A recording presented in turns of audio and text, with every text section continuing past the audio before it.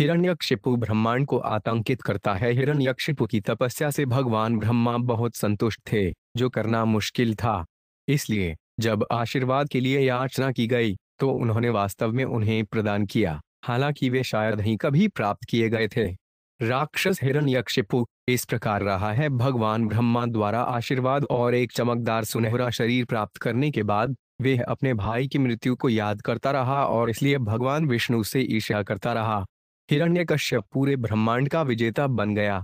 वास्तव में उस महान दानव ने तीनों लोकों में सभी ग्रहों पर विजय प्राप्त की। ऊपरी, मध्य और निचले मनुष्यों के ग्रह, गंधर्व, गरुड़, महान सर्प, सिद्ध, चारण और विद्याधर, महान संत, यमराज, मनु, यक्ष, राक्षस, पिशाच और उनके स्वामी, और भूतों के स्वामी, वह अन्य सभी ग्रहों के शासकों को पराजित किया जहां जीव हैं और उन्हें अपने नियंत्रण में ले लिया। सभी के निवासों को जीतकर उन्होंने उनकी शक्ति और प्रभाव को जब्त कर लिया। हिरण्यकशिपु, जिसके पास सभी ऐश्वर्य थे, अपने प्रसिद्ध नंदन उद्यान के साथ स्वर्ग में निवास करने लगे, जिसका आनंद देवता लेते हैं। वास्तव में वे स्वर्ग के राजा इंद्र के सबसे भव्य महल में रहता था।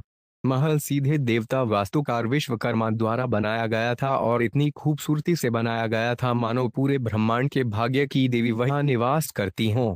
राजा इंद्र के निवास की सीढ़ियां मूंगा से बनी थीं, फर्श अमूल्य रत्नों से सुशोभित था, दीवारें स्फटिक की थीं और स्तंभ वैदुर्य पत्थर के थे।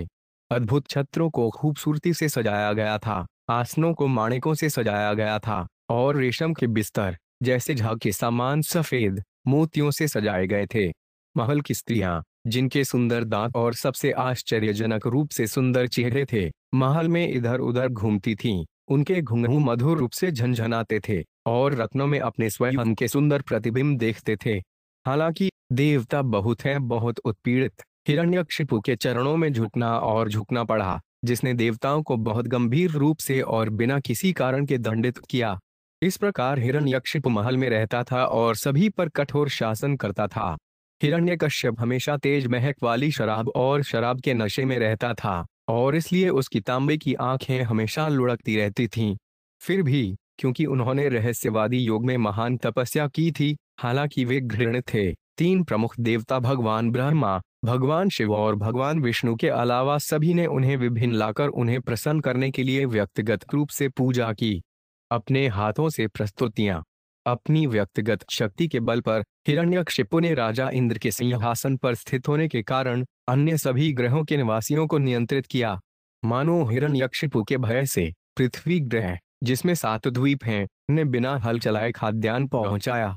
पृथ्वी ने पर्याप्त अनाज पैदा किया, गायों ने प्रचुर मात्रा में दूध दिया और बाह्य अंतरिक्ष को अद्भुत घटनाओं से खूबसूरती से सजाया गया था। उनकी तरंगों के प्रवाह से ब्रह्मांड के विभिन्न महासागरों, नदियों ने आपूर्ति की। हिरण्यकशिपु के उपयोग के लिए विभिन्न प्रकार के रत्न और जवाहरात। ये महासागर खारे पानी, गन्ने के रुपए, शराब, घी, दूध, दही और मीठे पानी के समुद्र थे। सभी दिशाओं में नियंत्रण करने की शक्ति प्राप्त करने के बावजूद और यथासंभव सभी प्रकार की प्रिय इंद्रिय तृप्ति का आनंद लेने के बावजूद हिरण्यकशिपु असंतुष्ट था, क्योंकि अपनी इंद्रियों को नियंत्रित करने के बजाय वे उनका सेवक बना रहा।